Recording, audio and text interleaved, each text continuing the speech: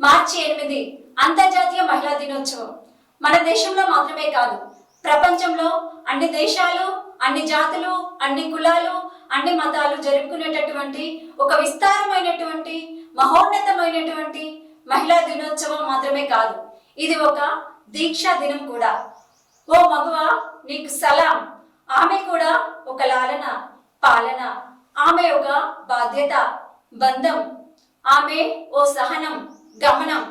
సృష్టికి మూలమైన మహిళలు నేడు అన్ని రంగాలలోనూ దూసుకెళ్తున్నారు. వంటింట్లో గరిట తిప్పడమే కాదు, పైలట్ గా నింగిలోకి ఎగురుతున్నారు. తాము అనుకుంటే సాధించలేనిది ఏమి లేదని నిరూపిస్తున్నారు. అయినా వాళ్ళకు రక్షణ లేదు, నిత్యం వేధింపులకు గురవుతూనే ఉన్నారు. ఈరోజు మహిళలుగా మనం అనుభవిస్తున్న స్వేచ్ఛను ఆనాటి మహిళలు చేసిన త్యాగాల వలన వచ్చింది. మహిళల సామాజిక స్థానాన్ని బట్టే ఆ సమాజం ప్రగతిని అంచనా వేయవచ్చని ప్రముఖ తత్వవేత్త కారెల్ మార్క్స్ అన్నారు. మహిళలకు సమాన గౌరవం కల్పించి పట్టించుకున్నప్పుడే ఆ సమాజం బాగుంటుంది.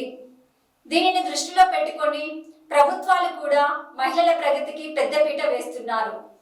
మహిళల చదువు కోసం, ఉద్యోగాల కోసం ప్రత్యేక అవకాశాలను కల్పిస్తుంది. మహిళల సంరక్షణ కోసం కొత్త చట్టాలను తీసుకొస్తుంది. కానీ ఆ చట్టాలు అనుకున్నంత స్థాయిలో పనిచేయడం లేదనే విమర్శలు కూడా ఉన్నాయి. ఎన్ని చట్టాలు ఉన్నా మహిళలపై దాడులు ఆగడం లేదు.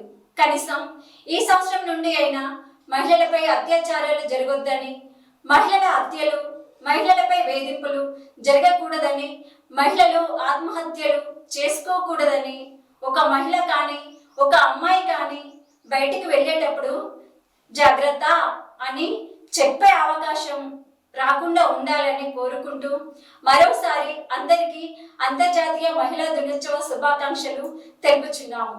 ధన్యవాదాలు.